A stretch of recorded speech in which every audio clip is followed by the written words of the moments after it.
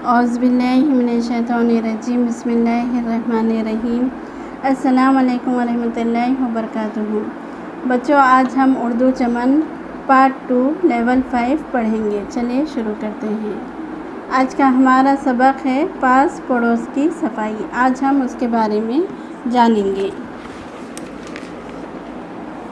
صحت اور تندرستی کے لیے صفائی بہت ضروری ہے۔ جو لوگ صاف ستھرے نہیں رہتے ان کی صحت بھی اچھی نہیں رہتی اور نہ لوگ انہیں پسند کرتے ہیں، اور ہمارا مذہب بھی ہمیں پاک و صاف رہنے کی تلقین کرتا ہے۔ اللہ تعالیٰ ان لوگوں کو اپنا محبوب بناتا ہے جو بہت زیادہ پاک و صاف رہتے ہیں، اور نبی صلی اللہ علیہ وسلم کا ارشاد ہے، صفائی اور پاکیزگی آدھا ایمان ہے۔ صفائی کسی ایک چیز تک محدود نہیں، ہمیں اپنے لباس اور کمرے کے علاوہ گلی محلے کی صفائی پر بھی دھیان دینا چاہیے، کیونکہ لباس، جگہ اور ماحول کی گندگی بہت سی بیماریوں کا باعث بنتی ہے۔ تو اسٹوڈنٹ کے لیے ضروری ہے کہ وہ اپنا جسم، لباس صاف رکھیں، روزانہ صبح اٹھ کر دانت صاف کریں، نہا کر اور صاف کپڑے پہن کر اسکول جائیں، اور اپنی کتابیں اور بیگ بھی صاف رکھیں۔ صحت اور تندرستی کا صفائی سے گہرا تعلق ہے۔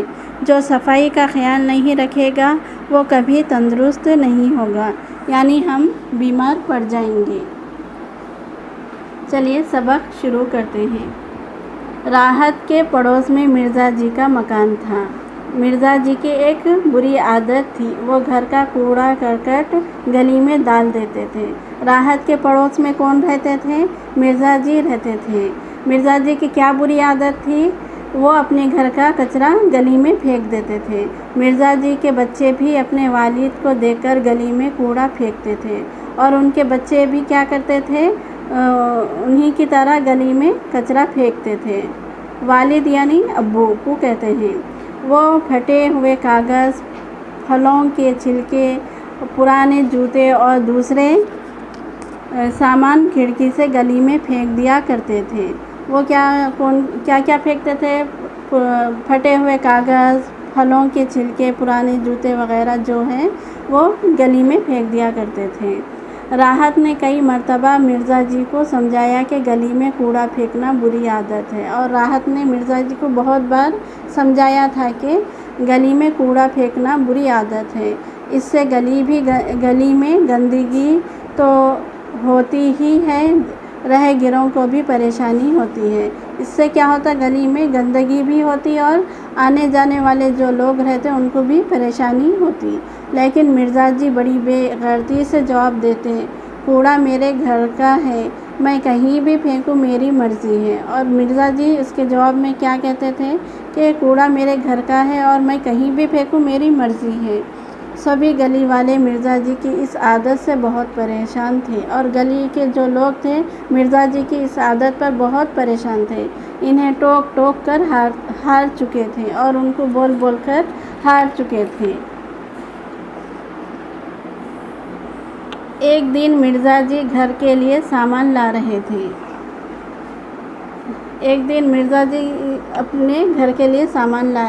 سامان میں شیشے کی بوتلیں اور مرتبان بھی تھے، اور سامان کے اندر کیا تھا؟ شیشے کی بوتلیں اور مرتبان بھی تھے۔ سارا سامان 2 تھیلیوں میں بھرا ہوا تھا۔ اچانک مرزا جی کے کسی بچے نے کیلا کھا کر چھلکا کھڑکی سے نیچے پھینکا، اور اچانک کیا ہوا؟ مرزا جی کے بچے نے کیا کیا کہ کیلے کا چھلکا جو تھا کھڑکی کے نیچے پھینکا۔